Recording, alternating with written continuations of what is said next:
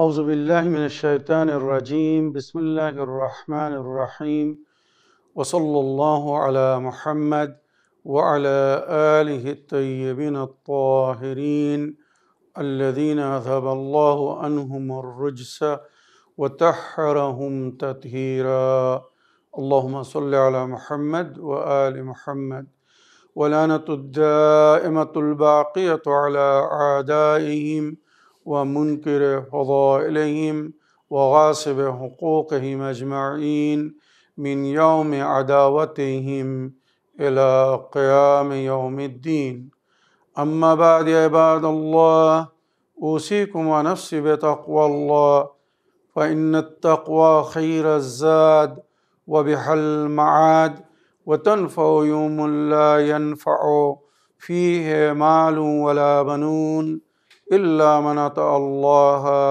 بقلب سليم وصلى الله على محمد وعلى آله الطيبين الطاهرين اللهم صل على محمد وآل محمد আমার প্রিয় দর্শক ও শ্রোতাবৃন্দ আসসালামু আলাইকুম ওয়া রাহমাতুল্লাহি ওয়া বারাকাতুহু। আপনাদের সকলকে আন্তরিক সালাম ও শুভেচ্ছা জানিয়ে আজকের অনুষ্ঠান ইসলাম ইন বাংলায় আপনাদেরকে স্বাগতম জানাই। আশা করি আপনারা যে যেখানে আছেন ভালো আছেন, কুশল ও মঙ্গলে আছেন, সুখে থাকুন, শান্তিতে থাকুন, সমস্ত প্রকারের দুঃখ কষ্ট থেকে মুক্তিতে থাকুন। আল্লাহ রব্বুল আলামিনের কাছে এই কামনা করি পবিত্র রমজান মাসে রোজা রেখে নামাজ পড়ে দান খয়রাত করে আল্লাহর পথে ওইভাবে যেন চলতে পারি যেভাবে আল্লাহ রব্বুল আলামিন নিজের নেক বান্দাকে এই মাসে চলতে বলেছেন। আল্লাহ রব্বুল আলামিন আমাদের সকলকে সেই নেক তৌফিক দান করুন। আমরা যেন সত্য বা হক জিনিসগুলো জেনে শুনে মেনে তার উপরে আমাল করে সেটা অন্যদের সামনে তুলে ধরতে পারি বা সকলের কাছে পৌঁছে দিতে পারি। আল্লাহ রব্বুল আলামিন আমাদেরকে সেই মনোবল ও নেক তৌফিক দান করুন। আমিন ইয়া রাব্বাল আলামিন। এই দোয়ার সঙ্গে আজকের পর্ব শুরু করতে চলেছি। আজ ৩রা রমজান, সুতরাং সর্বপ্রথম আজকের দিনের দোয়া পড়ব ও তার তর্জমা করব। তারপরে আজকের রাত্রে কত রেকাত নামাজ পড়তে হবে সেটা উল্লেখ করব। তারপরে আজকের দিনের ইসলামিক ইভেন্টস মানে ইতিহাসে কি ঘটেছিল সেটা বলবো। তারপরে আল্লাহ রব্বুল আলামিনের নামের যে ব্যাখ্যা করছি প্রতিদিন, সুতরাং আজকে আল্লাহ রব্বুল আলামিনের 5টি নামের ব্যাখ্যা করব। অবশেষে আপনাদের পাঠানো প্রশ্নের উত্তর দেব। সুতরাং আসুন সর্বপ্রথম আজকের দিনের দোয়া পড়ি ও তার ব্যাখ্যা করি। বিসমিল্লাহির রহমানির রহিম। আল্লাহুম্মা রযুকনি ফীহি আয-যাহনা ওয়াত-তানবীহ ওয়া বা'idni ফীহি মিনাস সাফাহাতি ওয়াত-তামওয়ীহ ওয়াজআল লি নাসীবাম মিন কুল্লি খাইরিন তুনজিলু ফীহি বিজুদিকা ইয়া আজওয়াদাল আজওয়াদিন। আল্লাহ রব্বুল আলামিন, হে আমার প্রতিপালক, আজ আমাকে সুবুদ্ধি দান করুন এবং আমাকে সজাগ করুন। আল্লাহুম্মা রযুকনি ফীহি আয-যাহনা ওয়াত-তানবীহ। জাহন মানে সুবুদ্ধি আর তানবীহ মানে সজাগ। আমি যেন সজাগ হয়ে জীবনযাপন করি, আমি যেন অজাগদের মতো, যাদের মধ্যে জ্ঞান নেই, বিবেক নেই, বুদ্ধি নেই, আমি যেন তাদের মতো না হই। আল্লাহুম্মা রযুকনি ফীহি আয-যাহনা ওয়াত-তানবীহ ওয়া বা'idni ফীহি মিনাস সাফাহাতি ওয়াত-তামওয়ীহ। আর আমাকে আজকের দিনে সমস্ত প্রকারের বোকামো থেকে এবং ওই সমস্ত জঘন্য কাজ থেকে দূরে থাকার তৌফিক দান করুন যেগুলো আপনি পছন্দ করেন না বা আপনার নেক বান্দারা, আল্লাহর নেক বান্দারা পছন্দ করেন না। অর্থাৎ সমস্ত প্রকারের বোকামো বা দুষ্টুমি বা অসভ্য কাজ থেকে আমি বিরত থাকতে চাই। আল্লাহ আমাকে আজ তৌফিক দান করুন। ওয়াজআল লি নাসীবাম মিন কুল্লি খাইরিন তুনজিলু ফীহি। আর আজকের দিনে আপনি আপনার বান্দাদের উপরে যে খায়ের নাজল করেন, মঙ্গল দান করেন, আল্লাহ রব্বুল আলামিন আমার নসিবেও সেই খায়ের ও মঙ্গল লিখে দিন বা আমাকেও সেই খায়ের ও মঙ্গল দান করুন আজকের দিনে। ওয়াজআল লি নাসীবান মিন কুল্লি খাইরিন তুনজিলু ফিহি, আজকের দিনে আপনি যা কিছু খায়ের নাজিল করবেন সেটা আমার নসিবেও লিখে দিন। বেজুদিকা ইয়া আজওয়াদাল আজওয়াদিন, নিজের দয়া কৃপা সাখাওয়াতের মাধ্যমে আপনি তো সর্বশ্রেষ্ঠ দয়াময়, সর্বশ্রেষ্ঠ সাখী। আপনি আপনার বান্দাদের উপরে আজ যে কৃপা করবেন, আমাকেও কৃপার নজরে দেখবেন। আপনি আপনার বান্দাদের উপরে আজকে যে দয়া করবেন, তো আমার উপরেও নিজের দয়া ও রহমতের বর্ষণ করবেন। আল্লাহ রাব্বুল আলামিন আমাদের সকলের পক্ষে আজকের এই দোয়াকে কবুল করুন, আমিন ইয়া রাব্বাল আলামিন। এবারে আজ চতুর্থ রমজানের রাত, তৃতীয় রমজানের দিনগত রাত, চতুর্থ রমজানের রাত। আজকের রাত্রে আমাদেরকে 8 রাকাত নামাজ পড়তে বলা হয়েছে। মনে রাখবেন, আজকে রাত্রে 8 রাকাত নামাজ পড়তে হবে, 2 রাকাত করে। নিয়ত হবে আমি চতুর্থ রমজানের রাত্রের 2 রাকাত নামাজ পড়িতেছি কুরবাতান ইলাল্লাহ। এইভাবে 2 রাকাত করে 8 রাকাত নামাজ পড়তে হবে। প্রতি রাকাতে সূরা আল-হামদ একবার পড়তে হবে আর 20 বার সূরা কদর। মনে রাখবেন, 8 রাকাত নামাজ শেষ হয়ে যাবে। এবারে তাসবিহ জাহরা সালামুল্লাহ আলাইহা পড়বেন। আর রমজান মাসের রাতে যে সমস্ত বিশেষ দোয়াগুলো পড়তে বলা হয়েছে সেগুলো পড়ার চেষ্টা করবেন। অবশেষে আপনার নিজের জন্যে, পরিবারের জন্যে, আপনদের জন্যে, আত্মীয় স্বজনদের জন্যে, প্রতিবেশীদের জন্যে, অন্য মুমিনিনদের জন্যে, সকলের জন্যে দোয়া করবেন। আর আশা করি আমাকেও দোয়ায় স্মরণে রাখবেন। এবারে আজকের দিনের ইসলামিক ইভেন্টস লেখা হয়েছে। আজকের দিন জানাবে ইব্রাহিম নবী আলাইহিস সালামকে যে সহিফা দেওয়া হয়েছিল, সূরা আলার মধ্যে আমরা পড়ি বা আপনারা পড়েছেন, সোহফে ইব্রাহিমা ওয়া মুসা। জানাবে ইব্রাহিম নবীকে কিছু সহিফা দেওয়া হয়েছিল, যেমন মুসা নবী আলাইহিস সালামকে তওরাত বা সহিফা দেওয়া হয়েছিল। তো জানাবে ইব্রাহিম নবী আলাইহিস সালামকে কয়েকটি সহিফা দেওয়া হয়েছিল। তার মধ্যে আজকের দিনে যে সহিফাটা দেওয়া হয়েছিল তেসরা রমজানে, সেই সহিফার মধ্যে জানাবে ইব্রাহিম নবীর উম্মতের জন্যে সমস্ত প্রকারের হেদায়েত ও সংবিধান দেওয়া হয়েছিল। মনে রাখবেন, জানাবে ইব্রাহিম নবীর আগে যে সমস্ত নবীরা এসেছিলেন তাঁরা ওয়াহী ও ইলহামের মাধ্যমে আল্লাহর সঙ্গে কথা বলতেন এবং আল্লাহর বাণী, আল্লাহর পায়গাম বা আল্লাহর তরফ থেকে হেদায়েত নিয়ে বান্দাদের কাছে পৌঁছে দিতেন। নিজের উম্মতকে আল্লাহর আদেশ অনুযায়ী গাইড করতেন, হেদায়েত করতেন। জানাবে নূহ নবী আলাইহিস সালামকেও সাহেবে শরীয়ত নবী বলা হয়, কিন্তু জানাবে নূহ নবী আলাইহিস সালামকে কোনো গ্রন্থ দেওয়া হয়নি বা কোনো সহিফা জানাবে নূহ নবী আলাইহিস সালামকে দেওয়া হয়নি। উনি মৌখিক রূপে আল্লাহর তরফ থেকে যেটা উপলব্ধি করতেন, আল্লাহর তরফ থেকে যেটা ওনার উপরে অবতীর্ণ করা হতো বা ওয়াহী ও ইলহামের মাধ্যমে বা জিবরাইলের মাধ্যমে, ফেরেশতার মাধ্যমে উনি যেটা আল্লাহর কাছ থেকে পেতেন সেটা মৌখিক রূপে ওনার উম্মতের কাছে পৌঁছে দিতেন, আল্লাহর বান্দাদের কাছে পৌঁছে দিতেন। সাহেবে শরীয়ত নবীর মধ্যে মনে রাখবেন, প্রথম নবী ছিলেন জানাবে ইব্রাহিম নবী, যানাকে শরীয়তের সঙ্গে সঙ্গে শরীয়তের সংবিধান দেওয়া হয়েছিল লিখিত রূপে, সহিফার রূপে। ওনার উম্মতকে জানাবে ইব্রাহিম নবীর মান্যকারীদেরকে কিভাবে দিনের উপরে চলতে হবে, কিভাবে সমস্ত খোদা থেকে, মানে সে সময় যে সমস্ত বাতিল খোদা ছিল, মুশরিকিনরা যার পুজো পাঠ করতো, সেগুলোকে ত্যাগ করে, ত্যায্য করে এক অদ্বিতীয় ও অদৃশ্য আল্লাহর প্রতি বিশ্বাস স্থাপন করে সে যেভাবে বলবে সেইভাবে জীবনযাপন করতে হবে।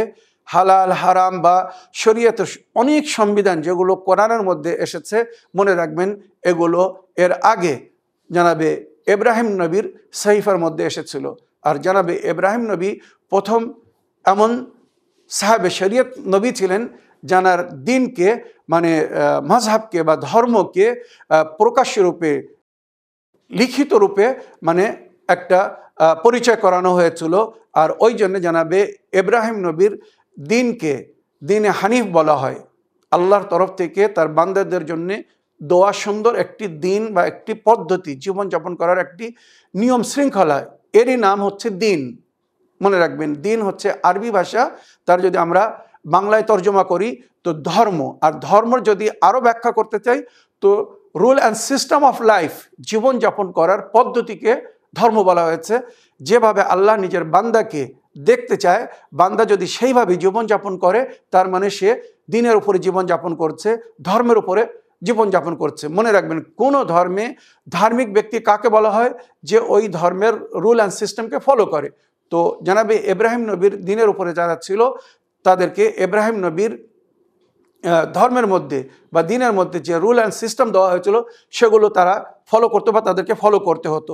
তো মনে রাখবেন, সর্বপ্রথম সাহেবে শরিয়ত নবী, যাকে সহিফার মাধ্যমে দিনের সমস্ত সংবিধান দেওয়া হয়েছিল, তিনি ছিলেন ইব্রাহিম নবী আলাইহিস সালাম। আর ওনার মিল্লাতকে মিল্লাতে ইব্রাহিমই বলা হয়, আর মিল্লাতে ইব্রাহিমকে মুসলমান নাম দেওয়া হয়েছিল। মনে রাখবেন, আমাদের নবী এবং ওনার বংশধররা অধিকাংশ সবাই মিল্লাত ইব্রাহিমের ওপরে ছিলেন, দিনে হানিফের ওপরে ছিলেন। যেবারে আল্লাহ রব্বুল আলমিনের যে নামগুলোকে আমি আপনাদের সামনে তুলে ধরে ব্যাখ্যা করছি, ওয়ালিল্লাহিল আসমাউল হুসনা ফাদউ বিহা, সূরা আরাফ আয়াত নম্বর 180-তে ইরশাদ হচ্ছে, আল্লাহর কিছু পবিত্র নাম আছে, কিছু সুন্দর নাম আছে, সেই নামের সঙ্গে তাকে স্মরণ করো, সেই নামের সঙ্গে তাকে ডাকো। আর আল্লাহ বলছে, উদউনি আস্তাজিব লাকুম, আমাকে ডাকো, আমি সাড়া দিব। তো আল্লাহকে আল্লাহর পবিত্র বা সুন্দর নামের সঙ্গে যদি ডাকা হয়, তো অবশ্যই আল্লাহ আমাদেরকে সাড়া দিবেন, মানে উত্তর দিবেন। তখন আমরা আল্লাহর ওই নামের সঙ্গে যখন তার কাছে দোয়া করব, তো অবশ্যই আল্লাহ রব্বুল আলামিন নিজের ওই নামের বরকতে, ওই নামের মধ্যে যে রহস্য লুকিয়ে আছে, যে আল্লাহ রব্বুল আলমিনের মহিমা গোপন আছে, আল্লাহ রব্বুল আলমিনের নামের মধ্যে যে চমৎকার বা যে কেরামত আল্লাহ রেখেছেন, সেগুলো আমরা উপলব্ধি করব। সুতরাং এর আগে যে নামগুলোর ব্যাখ্যা করেছি, রহমান, রহিম, মালিক, কুদ্দুস, সালাম, আল মুমিনু, আল মুহাইমিনু, আল আজিজু, আল জব্বারু, আল মুতাকাব্বির, এই 10টি নামের ব্যাখ্যা প্রথম রমজান এবং দ্বিতীয় রমজানে 5টি করে দিয়েছি। এবারে আজকে 11, 12, 13, 14, 15 আজকে এই 5টি নামের ব্যাখ্যা করব। আল খালিকো, আল বারিও, আল মুসাব্বিরো, আল গফফারো, আল কাহ্হারো। আল খালিকো মানে সৃষ্টিকর্তা। আল্লাহ রাব্বুল আলামিন সবাইকে সৃষ্টি করেছেন। এই বিশ্বে যত কিছু আমরা দেখছি সব কিন্তু আল্লাহর সৃষ্টি। মনে রাখবেন, আল্লাহ আমাদেরকে সৃষ্টি করেছেন, আমাদের মাধ্যমে অনেক কিছু সৃষ্টি হচ্ছে, তৈরি হচ্ছে। তো সৃষ্টির মূল ধারা আল্লাহ রব্বুল আলমিনের হাতে। মনে রাখবেন, আল্লাহ রব্বুল আলমিন সরাসরি সৃষ্টি করেছেন অনেক জিনিসকে, আর কিছু ভায়া মনে করুন পরস্পর সৃষ্টি হয়েছে। তো এই বিশ্বে যা কিছু আমরা দেখছি সব কিছুই আল্লাহর সৃষ্টি। মনে রাখবেন, আল্লাহ হচ্ছেন আমাদের সকলের খালিক। তো সেই নিজের খালিককে চিনতে হবে, জানতে হবে, মানতে হবে। তাই ইমামরা আমাদেরকে যে হাদিস বলেছেন যে 4টে প্রশ্নের মধ্যে তোমাদের পুরো জীবন লুকিত, এই 4টে প্রশ্নের উত্তর খোঁজো, এর মধ্যেই তোমাদের পুরো জীবন। তোমাদেরকে এই দুনিয়ায় কে পাঠিয়েছে, কিভাবে পাঠিয়েছে, কেন পাঠিয়েছে, আর কত দিনের জন্য পাঠিয়েছে। মনে রাখবেন, এই 4টে প্রশ্নের উত্তর যদি কেউ খুঁজে নেয়, তার জীবন সাধন হয়ে যাবে। সে নিজের জীবনকে বুঝে নেবে যে আমাকে কে পাঠিয়েছে, কিভাবে পাঠিয়েছে, কতদিনের জন্য পাঠিয়েছে, আর কি জন্য পাঠিয়েছে। তো কে পাঠিয়েছে, তখন সে আল্লাহর স্মরণ করবে, আল্লাহর দিকে দেখবে। আমাদেরকে এই দুনিয়া আল্লাহ পাঠিয়েছেন, কিভাবে পাঠিয়েছেন? আমাদেরকে তৈরি করে ফেলে দেওয়া হয়নি, জমিনের উপরে নামিয়ে দেওয়া হয়নি। আমরা মা বাপের মাধ্যমে এই দুনিয়ায় এসেছি। তো মানুষ মা বাপের শ্রদ্ধা করবে, সম্মান করবে, সেবা করবে, খেদমত করবে আল্লাহর পথে। পরে মনে রাখবেন, যেটা কোরআনে উল্লেখ হয়েছে, ওয়াবিল ওয়ালিদাইনি ইহসানা ওয়া কাযা রাব্বুকা আল্লা তা'বুদু ইল্লা ইয়্যাহ ওয়াবিল ওয়ালিদাইনি ইহসানা। তোমার প্রতিপালকের এটা চূড়ান্ত সিদ্ধান্ত, তার ছাড়া অন্য কারোর উপাসনা বা ইবাদত করো না। আর তারপরে যদি কোনো নেকি করতে চাও, তো নিজের মাতা পিতার সঙ্গে নেকি করো, তাদের সঙ্গে সদ্ব্যবহার করো, তাদের খেদমত করো, তাদের সেবা করো। মনে রাখবে, তোমার জান্নাতের জামিন হচ্ছেন এনারা। মায়ের কদমের নিচে জান্নাত, আর সেই জান্নাতের দরজা হচ্ছেন বাবা পিতা। তো উভয়কে যদি আমরা রাজি না রাখি, উভয়কে যদি সন্তুষ্ট না রাখি, তো মনে রাখবেন জান্নাতের আশা করা বৃথা হয়ে যাবে। তো খালিককে চিনতে হবে, কিভাবে পাঠিয়েছে, এই দুনিয়ায় কি জন্য পাঠিয়েছে। ইবাদতের উদ্দেশ্য, আমাদের সৃষ্টির উদ্দেশ্য হচ্ছে আল্লাহর ইবাদত। ওমা খালাকতুল জিন্না ওয়াল ইনসা ইল্লা লিয়াবুদুন, আমি জিন্ন ইনসকে সৃষ্টি করিনি কিন্তু আমার উপাসনার জন্যে, আমার ইবাদতের জন্যে। তো সৃষ্টির উদ্দেশ্যকে বুঝতে হবে, কি জন্যে পাঠিয়েছে, আর কতদিনের জন্য পাঠিয়েছে আমরা কেউ জানি না। কে কতদিন এই দুনিয়ায় থাকবে বা কে কতদিন এই দুনিয়ায় আছে। যে কোনো মুহূর্তে আমাদের ডাক হতে পারে, আমাদেরকে ফিরে যেতে হবে। সুতরাং ফিরে যাওয়ার আগে আমাদেরকে প্রস্তুত হতে হবে। যখন আল্লাহ রাব্বুল আলামিন আমাদেরকে এই দুনিয়ায় পাঠিয়েছিলেন, আমরা নিষ্পাপ, কোনো দাগ ছিল না শরীরের উপরে, কালো ময়লা পাপের দাগ। আমরা যখন ফিরে যাব তো আল্লাহ বলছে, আমার আমানতকে, রূহকে যেমন আমি পবিত্র রূহ দান করেছিলাম, সেই পবিত্র রূহ ফিরিয়ে দাও। তো আমাদের মধ্যে যারা পবিত্র রূহকে ফিরিয়ে নিয়ে যেতে সক্ষম হবে তারাই সফলগামী হবে। কেউ যদি নিজের দুষ্কর্মের মাধ্যমে, নোংরা কাজের মাধ্যমে, জঘন্য কাজের মাধ্যমে নিজের রূহকে নাপাক, অপবিত্র বা কালো করে নেয়, তার জন্য কিন্তু পরকাল বড় কঠিন হবে। কেননা আমরা নোংরাকে, ময়লাকে, অপছন্দিত জিনিসকে কোথায় ফেলে দেই? ময়লা খোলায় ফেলে দিই। আল্লাহর ময়লা খোলা হচ্ছে জাহান্নাম। তো যখন আল্লাহ রাব্বুল আলামিনের দরবারে আমরা ফিরে যাব, যদি এই রূহ, এই যে আল্লাহ আমাদেরকে দিয়েছেন, এটা যদি জান্নাতের যোগ্য না হয়, পবিত্র স্থানের যোগ্য না হয়, তখন আল্লাহ আমাদেরকে ময়লা খোলায় ফেলে দেবে। আর ময়লা খোলা মানে নরকে ফেলে দেবে। আশা করি বিবেকধারীদের জন্য, বুদ্ধিজীবীদের জন্য ইশারা যথেষ্ট। আল খালিকো, তোমাদের সৃষ্টিকর্তা, আল বারিও মানে সুন্দরভাবে যিনি বানিয়েছেন, তাকে বলা হচ্ছে বারি। বারি তাহলে আমাদেরকে কিভাবে সাজিয়েছে, কিভাবে বানিয়েছে একবার ভেবে দেখুন। এই যে আঙুলের টিপ, এই যে আমরা অনেক সময় টিপ দিতে হয় কোনো কাগজে প্রমাণের জন্যে, এই টিপকে আল্লাহ কত সুন্দর বানিয়েছে। এই বিশ্বের লক্ষ লক্ষ কোটি কোটি মানুষ, কারোর হাতের এই টিপ কারোর সঙ্গে মিলে না। এটা কত বড় একটা চমৎকার মোজেজা দেখুন। আজ যদি কোনো মানুষকে 10টি একই রকমের জিনিস তৈরি করতে দেওয়া হয়, তো 10টির মধ্যে সিমিলারিটি এসে যাবে, কোনো না কোনো জিনিস একের সঙ্গে মিশে যাবে। আর আল্লাহ রাব্বুল আলামিন এই দুনিয়ায় আল্লাহ যত বান্দাকে সৃষ্টি করেছে, কারোর এই ফিঙ্গারপ্রিন্ট কিন্তু কারোর সঙ্গে মেলে না। আজ এটা একটা বড় প্রমাণ। বিশ্ব আল্লাহ রাব্বুল আলামিনের এই চমৎকার এই কারিশমাকে মানে মানতে বাধ্য, যে আল্লাহ রাব্বুল আলামিন বিশ্বে এত lakh lakh, million, billion, trillion মানুষকে সৃষ্টি করেছে, কিন্তু কারোর হাতের এই আঙুলের যে টিপ, এই সামান্য এতটুকু জায়গা, কতটুকু জায়গা, এই জায়গার মধ্যে এত গোপনতা রেখেছে, এত রহস্য রেখেছে, এত পার্থক্য রেখেছে, যে কারোর টিপ কারোর সঙ্গে মেলে না। তো আল্লাহকে চেনার জন্য যথেষ্ট, যদি কেউ এর নিয়ে গভীর চিন্তা করে। তো আল্লাহ বারি মানে আমাদেরকে সুন্দরভাবে সৃষ্টি করেছেন। আর মনে রাখবেন, এই মানুষকে সৃষ্টি করার পরেই আল্লাহ বলেছিলেন, তাবারাকাল্লাহু আহসানুল খালিকিন। নিজেকে ধন্যবাদ জানিয়েছেন, নিজেকে আল্লাহ মোবারকবাদ দিয়েছেন যে আল্লাহ কত সুন্দর সৃষ্টি করেছে, মানে মানুষকে সৃষ্টি করেছে। তো আল্লাহর শুকর আদায় করুন যে আল্লাহ এত সুন্দর রূপে আমাদেরকে সৃষ্টি করেছেন। আল খালিক আল বারি আল মুসাউবির, মুসাউবির সুরতগারি কানেওয়ালা, যিনি ফটো তৈরি করেন, আকৃতি দেন। আল্লাহ রাব্বুল আলামিন আমাদেরকে কত সুন্দর আকৃতি দিয়েছেন। একবার ভেবে দেখুন, নিজেকে আয়নার সামনে দাঁড় করান, আর ভাবুন এই নাকের জায়গায় যদি কান হতো, আর কানের জায়গায় যদি নাক হতো, চোখের জায়গায় কান হতো, আর কানের জায়গায় চোখ হতো, কেমন দেখতো, কেমন দেখতাম আমরা? একটা একটা জিনিস আল্লাহ কত সুন্দরভাবে আমাদেরকে সাজিয়েছে। যদি মানুষ একবার চিন্তা করে, তো আল্লাহর শুকর আদায় করতে সে থাকবে না, সে হারবে না। মনে রাখবেন, শরীরের একটা একটা অংশ যেখানে যেটা রাখলে মানাতো, সুন্দর দেখাতো, আল্লাহ সেখানে রেখেছে। এত সুন্দরভাবে আল্লাহ আমাদেরকে সৃষ্টি করেছেন। আর এই জীবনে বেঁচে থাকার জন্যে যত প্রয়োজন, মায়ের গর্ভ থেকে নিয়ে জন্মের পর থেকে কবরে যাওয়া পর্যন্ত আমাদের সমস্ত প্রয়োজনকে আল্লাহ রাব্বুল আলামিন পুরো করেছেন। আমরা এই আল্লাহর সৃষ্টি। আজ যখন কেউ কোনো জিনিসকে তৈরি করে, উদাহরণস্বরূপ বলছে, আপনি একটা পুতুল তৈরি করেছেন, কোনো কিছু তৈরি করেছেন, তাকে যদি সুন্দরভাবে মেনটেন না করেন, তো একদিন সেটা খারাপ হয়ে যায়। আল্লাহ রাব্বুল আলামিন আমাদেরকে সৃষ্টি করার পরে আমাদের অবস্থা আমাদেরকে ছেড়ে দেননি। আল্লাহ রাব্বুল আলামিন সুন্দরভাবে মেনটেন করেছেন সমস্ত কাল হিসেবে, যুগ হিসেবে, ঠান্ডাকাল, গরমকাল, শীতকাল, বর্ষাকাল, এই সমস্ত কেন দিয়েছেন আমাদেরকে মেনটেন করার জন্যে, মানুষকে সুন্দরভাবে সাজানোর জন্যে।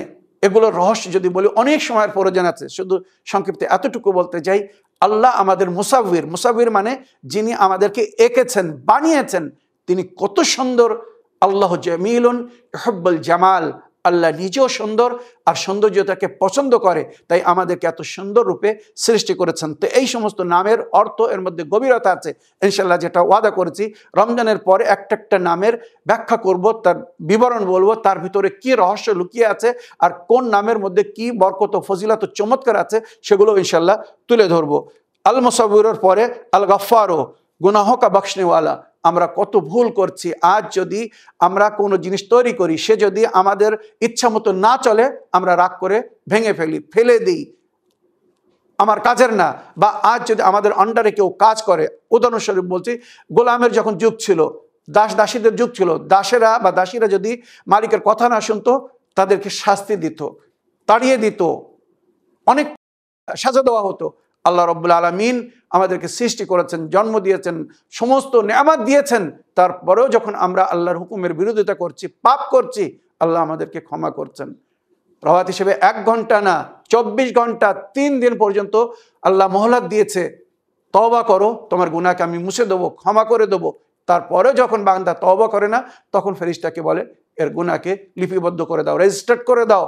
তো আল্লাহ রাব্বুল আলামিন গফফার, আমাদের গুনাহকে ক্ষমা করেছেন। কিন্তু দুঃখের বিষয়, মানুষ নিজের ভুলকে স্বীকার করছে না, নিজের গুনাহ থেকে ক্ষমা চাচ্ছে না, তওবা করছে না। তওবা করা মানে কি? নিজেকে পাক করা।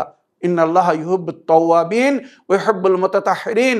আল্লাহ তওবাকারীদেরকে পছন্দ করেছেন, যারা নিজেকে পাক করেছে, তওবা করে আল্লাহ তাদেরকে ভালোবাসেন। তো গফফার মানে বখশনেওয়ালা, এগুলোর তাফসীর ইনশাআল্লাহ আসবে। আল কাহার, কাহার ডানেওয়ালা। মনে রাখবেন, গুনার পরে যদি কেউ তওবা না করে, নিজের ভুল স্বীকার না করে, আর ওই গুনার উপরে বারবার গুনাহ করতে থাকে, তো আল্লাহর নামের মধ্যে একটা নাম হচ্ছে কাহার। আল্লাহর গজব, কাহার হবে তার উপরে, যে আল্লাহর হুকুমকে অমান্য করে যাবে। আল্লাহ আমাদেরকে আল্লাহর ক্রোধ থেকে রক্ষা দান করুন। আল্লাহ, আপনি আপনার রাগ, আপনার ক্রোধ, আপনার আযাব ও গজব থেকে আমাদেরকে বাঁচান, নইলে আমাদের কোনো রেহাই নেই। মনে রাখবেন, গফফারের পরে যে আল্লাহর নাম এসেছে সেটা হচ্ছে কাহার। কাহার মানে কাহার ঢানেওয়ালা, গজব নাজিল করনেওয়ালা, আযাব দেনেওয়ালা। তো আল্লাহর গজব ও আযাব থেকে যদি রক্ষা পেতে চান, তো তওবা করে নিজের গুনার ক্ষমা করিয়ে নিন, আর নইলে কিন্তু পরকালে এই সুযোগ পাবেন না। লিমানিল মুলকাল ইয়ম, আখিরাতের দিনে ঘোষণা করা হবে, ফেরেশতারা জিজ্ঞাসা করবে সমস্ত আহলে মাশারের কাছে, আজকের দিনের রাজত্ব কার জন্য? সব চুপচাপ থাকবে। সেই সময় আবার আল্লাহর তরফ থেকে ঘোষণা করা হবে, লিল্লাহিল ওয়াহিদুল কাহার। আজকের দিনের রাজত্ব বা শাসক যিনি, তিনি লিল্লাহিল ওয়াহিদুল কাহার, এক আল্লাহ যিনি অদ্বিতীয় আর কাহের ঢানেওয়ালা। আল্লাহকে কিন্তু রহমের সঙ্গে, করমের সঙ্গে সেদিন স্মরণ করা হবে না, এই কাহার নামের সঙ্গে স্মরণ করা হবে। কেননা ওই দিন সবাই নিজের পাপের সাজা পাবে। আল্লাহ আখিরাতে যাওয়ার আগে, কবরের মঞ্জিলে যাওয়ার আগে, আলেমে বারজাখে পৌঁছে যাওয়ার আগে, আল্লাহর দরবারে হাজির হওয়ার আগে আমাদের পূর্বের গুনাহকে ক্ষমা করে দিন। আল্লাহ রব্বুল আলামিন, আপনি যেভাবে নিজের বান্দাদেরকে দেখতে চেয়েছেন, আমাদেরকে সেইভাবে জীবনযাপন করার তৌফিক দান করুন। এই পবিত্র রমজান মাসে আমরা যেন গুনাহ থেকে তওবা করে নিজের নফসকে পাক করে নিতে পারি, তওবা করে নিজেকে যেন ক্ষমা করিয়ে নিতে পারি। যে বান্দাদেরকে আল্লাহ পছন্দ করেছেন, ভালোবেসেছেন, সেই ইন্নাল্লাহা ইউহিব্বুত তাওয়াবিন ওয়া ইউহিব্বুল মুতাতাহহিরিনদের অন্তর্ভুক্ত যেন আমরা হতে পারি। আসুন এবার আমি আপনাদের পাঠানো প্রশ্ন পেলে করব, আর তার উত্তর দেওয়ার চেষ্টা করব। দেখি কোথা থেকে কে কি প্রশ্ন করছেন। আসসালামু আলাইকুম মাওলানা সাহেব, কেমন আছো? আল্লাহ কাছে দোয়া করি ভালো থাকো, তোমার পরিবার যেন আল্লাহ ভালো রাখে, আল্লাহ পাক সমস্ত প্রকারের বালা মুসিবত যেন আল্লাহ পাক দূর করে দেয়। মাওলানা সাহেব, আমার একটা প্রশ্ন আছে। তা আমার আব্বা তো 2011 ইন্তেকাল করেছে, তা আমার মা এই 2023-এ, তা আলমে বরজাগের দুনিয়ায় ওনাদের সাথে দেখা হবে, এইটা আমার খুব জানার ইচ্ছা। এইটা একটু বললে খুব উপকার হতো, সবাই জানতে পারতো।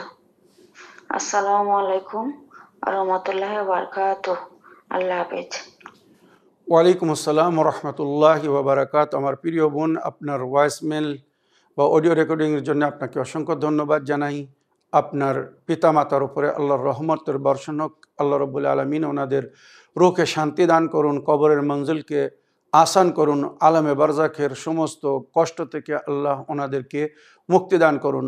আমার প্রিয় বোন, যেটা রওয়ায়েতে, দারায়েতে বা নবী করিম সাল্লাল্লাহু আলাইহি ওয়াসাল্লামের বাণীর মধ্যে আমরা পেয়েছি, আহলে বাইত আমাদের কিছুটা বলেছেন, আলামে বারজাখে সবাই সবার সঙ্গে সাক্ষাৎ করবে, আলামে বারজাখে সবাই সবার সঙ্গে দেখা করবে।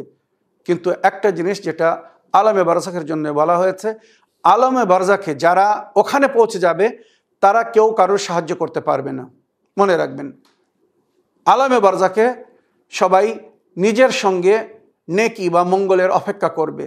আমরা যদি তাদের জন্য কিছু নেকি করি তো তাদের রূহকে সেটা দান করা হবে, তারা পাবে, তারা নিজেরা আর কিছু করতে পারবে না। ইযা মাতাল ইনসান ইনকাতা আনহু আমালুহু, নবী বলছেন যখন ইনসান কোনো মানুষ মারা যায় তো তার সমস্ত আমাল তার থেকে ডিসকানেক্ট হয়ে যায়, সে আর নিজে কিছু করতে পারে না। ইল্লা সালাস, হ্যাঁ যদি দুনিয়ায় কিছু এমন ছেড়ে যায় যেটা তারপরে সেটা জারি থাকে তো তার সওয়াব তার খাতায় যেতে থাকবে। মনে করুন উদাহরণস্বরূপ সাদাকাতুন জারিয়া, একটা মসজিদ তৈরি করে গিয়েছে, যত লোক ওই মসজিদে নামাজ পড়তে থাকবে তার সওয়াব ওই মরহুমের খাতায় যেতে থাকবে। দুনিয়াও সে সওয়াব পেয়েছে, মরার পরেও তার খাতায় সওয়াব যাবে।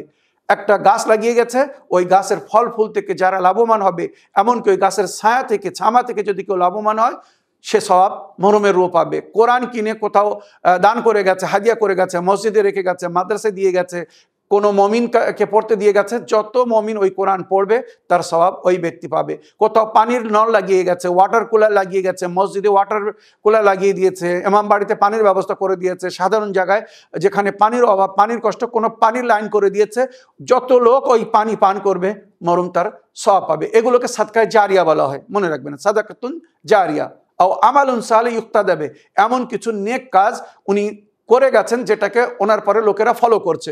উনি একটা সংস্থা তৈরি করেছিলেন, সেই সংস্থার মাধ্যমে এতিমদের, অনাথদের, বিধবাদের, প্রয়োজনীয় ব্যক্তিদের, দরিদ্রদের মদত করা হতো। উনি এখন চলে গেছেন, ওনার পিছনে যদি ওই সংস্থা চলতে থাকে, মনে রাখবেন উনি নেক কাজ করে একটা পথ দেখিয়ে গেছেন, তো ওনার পরে যদি ওই পথ জারি থাকে তো ওই যত লোক ওই সংস্থা থেকে লাভবান হবেন সবার সওয়াব ওনার খাতায় যাবে। মনে রাখবেন এগুলো আমালুন সালেহ ইউক্তাদাবে। এইভাবে যত নেকির আমরা দুনিয়ায় একটা সিস্টেম তৈরি করে যাব, পরিচালিত একটা সিস্টেম রেখে যাব, আমাদের পরে যদি সেই নেকিগুলো হতে থাকে তার সওয়াব খাতায় যেতে থাকবে। আর ওয়ালাদুন সালেহ ইয়াদউলা, মা বাপের নেক সন্তান যদি মা বাপের জন্য দোয়া করে, মা বাপের জন্য নেকি করে, তো সেগুলো তাদের খাতায় যেতে থাকবে। এগুলো কিন্তু হাদিসের মধ্যে উল্লেখ হয়েছে। তো আমার প্রিয় বোন, এবারে আমি আপনার প্রশ্নের উত্তরে যেটা বলতে চাচ্ছি, পরকালের সম্পর্কে যেটা আমাদের মুরব্বীগণরা, মোল্লা মৌলবীরা অনেক অনেক সময় বলেছেন কেউ কাউকে চিনবে না, আখিরাতে পরকালে কেউ কাউকে চিনবে না। এটা এই চেনা মানে যে মা বাপ ছেলে মেয়েকে চিনবে না বা ছেলে মেয়ে মা বাপকে চিনবে না, যে দুনিয়া যেমন একটা পরিচিত, আমার পিতাকে, আমার মাতাকে, আমার ভাইকে, আমার বোনকে, এই যে পরিচিত, এই চেনা না, ওটা চিনবে না মানে কেউ কারোর কোনো কাজে আসবে না। মনে রাখবেন পরকালে ইয়ানাফসিকা আলামোগা, যা সেই নিজের কর্ম নিয়ে ব্যস্ত থাকবে, নিজের সম্পর্কে চিন্তা করবে। কেউ কাউকে চিনবে না মানে এটা আমার বাপ, আমি অবশ্যই তাকে চিনবো, উনি আমার মা, আমি অবশ্যই চিনবো, উনি আমার ভাই বোন, ওনাকেদেরকে আমি অবশ্যই চিনবো। কিন্তু ওখানে যে বলা হচ্ছে কেউ কাউকে চিনবে না মানে দুনিয়া যখন আমাদের সঙ্গে কেউ অসৎ ব্যবহার করে, আমাদের খুব পরিচিত ব্যক্তি, খুব মানে জানাশোনা মানুষ অনেক অনেক সময় আমাদেরকে অবহেলা করে, আমাদেরকে ইগনোর করে, মানে নজরান্দাজ করে দেয়, এমনভাবে পাশ কাটিয়ে চলে যাবে যেন চেনে না। এমনভাবে এক জায়গায় আছি, বসে আছি, সেখানে অনেকেই আছে পরিচিত লোক, কিন্তু আমাদের দিকে কেউ তওয়াজ্জুহ দিচ্ছে না, আমাদের দিকে খেয়াল করছে না, মানে ইগনোর করছে, নজরান্দাজ করছে। তখন আমরা কি বলি, আমার সঙ্গে ওই লোকটা এমন ব্যবহার করেছে যেন আমাকে চেনেই না। এই যে যেন আমরা চেনেই না, এই যে অবহেলা করেছে, কোনো খেয়াল করেনি, এই চেনাকে আখিরাতের জন্য বলা হচ্ছে। মানে মা বাপ, ভাই বোন, আত্মীয়স্বজন সবাই এক অপরকে দেখবে, এক অপরকে চিনবে, জানবে, কিন্তু ওখানে কেউ কারোর মদত করবে না। যা সেই নিজের আমাল নিয়ে যে নেকি করে যাবে সে জান্নাতে যেতে পারবে, যে বেশি নেকি নিয়ে যাবে সে জান্নাতে তত উচ্চ স্থান পাবে, তত ভালো স্থান পাবে। সুতরাং কেউ কাউকে চিনবে না মানে কেউ কাউকে নিজের নেকি দেবে না, কেউ কারোর উপকার করবে না, কেউ কারোর সাথ দিবে না, এই মানে বলা হয়েছে কেউ কাউকে চিনবে না। চিনবে সবাই। পরকালে রহস্য তো এটাই যে বলা হয়েছে পরকালে এই পর্দা ফাঁস হয়ে যাবে। আজ আমার পিছনে কে আমার গীবাত করছে, কে আমার কুচ্ছমন্দ গাচ্ছে, কে আমার পিছনে আমার সম্পর্কে বিদ্রূপ কথা বলছে, ভুল বলছে, হয়তো দুনিয়া আমি জানতে পারছি না বা আমার আপনরা জানতে পারছে না, কিন্তু আখিরাতে এই পর্দা ফাঁস হয়ে যাবে। পর্দা ফাঁস হয়ে যাবে মানে আমার পিছনে কে কি ধরনের কথা বলেছে, কি কি কাজ করেছে, সব ওখানে ক্লিয়ার হয়ে যাবে। সুতরাং সেই পরকালে লজ্জিত হওয়ার থেকে বাঁচার জন্য এই দুনিয়ায় সাবধান থাকুন, সাবধানতা অবলম্বন করুন। কারোর যদি গীবাত করে থাকেন তার কাছে ক্ষমা চেয়ে নিন, কারোর পেছনে কোনো যদি বিদ্রূপ কথা বলে থাকেন, ভুল বলে থাকেন, মাপ চেয়ে নিন। পরকালে কিন্তু অনেক লজ্জিত হতে হবে। তো মাতা পিতা, আপনার পিতা আগে মারা গিয়েছেন, মা পরে মারা গিয়েছেন, এনারা সাক্ষাৎ করছেন, কিন্তু মাতা পিতার মধ্যে যদি সুন্দর সম্পর্ক থেকে থাকে, আখেরাতেও তাদের একটা সুন্দর সম্পর্ক হবে। তারা এক অপরেরকে দেখে শান্তি পাবেন, খুশি পাবেন। বা যেমন হাদিসে বলা হয়েছে, ভালো মানুষরা, ভালো বন্ধুরা এক অপরের সহযোগিতা করতে চাইবে।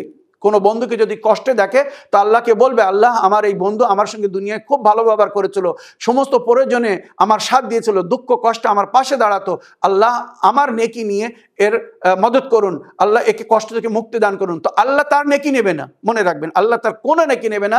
এই যে সে দয়া দেখিয়েছে, মায়া দেখিয়েছে, তার সঙ্গে সৎ ব্যবহার করেছিল বলে তার আল্লাহ কষ্ট থেকে মুক্তি দান করবে। তো এইভাবে মাতা পিতা যদি এক অপরের সঙ্গে দুনিয়ায়, আপনার মাতা পিতা স্বামী স্ত্রী, ওনারা যদি এক অপরের খেয়াল রেখে থাকেন, এক অপরের হক আদায় করে থাকেন, যেভাবে স্বামী স্ত্রীর হক আদায় করতে বলা হয়েছে, পরকালেও ওনারা এক অপরকে পছন্দ করবেন, শান্তিপূর্ণভাবে সাক্ষাৎ হবে। কিন্তু মাতা পিতা পেছনে যেমন স্বামী স্ত্রীদের মধ্যে হয়, সামনে খুব ভালো হয়, পেছনে অনেক রকমের কথা হয়, ওখানে কিন্তু লজ্জিত হতে হবে। কোনো স্ত্রী নিজের স্বামীর পেছনে যদি গোপনে কোনো ভুল করে থাকে, অন্যায় করে থাকে, পাপ করে থাকে, স্বামী হয়তো দুনিয়ায় জানতে পারেনি, কিন্তু পরকালে আল্লাহ যদি ক্ষমা না করে তো সেটা প্রকাশ হয়ে যাবে। তো খোদা না করুক যদি কেউ কারোর হক থেকে কাউকে বঞ্চিত করে থাকে, তো এই দুনিয়ায় তাদের জন্য সুন্দর সুযোগ, একবার ক্ষমা চেয়ে নিজের পাপকে মুছে নিন, নইলে পরকাল কিন্তু বড় কঠিন হয়ে যাবে, যেখানে এই পর্দা ফাঁস হয়ে যাবে। তো আমার প্রিয় বোন, পরকালে সবাই এক অপরের সঙ্গে সাক্ষাৎ করবে, সবাই এক অপরকে দেখবে, চিনবে, কিন্তু ওখানে কেউ কারোর মদত করবে না। এই জন্য বলা হয়েছে এমন ব্যবহার করবে যেন কেউ কাউকে চেনে না, কিন্তু বাস্তবে সবাই এক অপরকে চেনবে, জানবে, কিন্তু কেউ কারোর মদত করবে না। আশা করি আপনার প্রশ্নের আপনি উত্তর পেয়েছেন। এই বলে আমার আজকের বক্তব্য এখানে শেষ করলাম।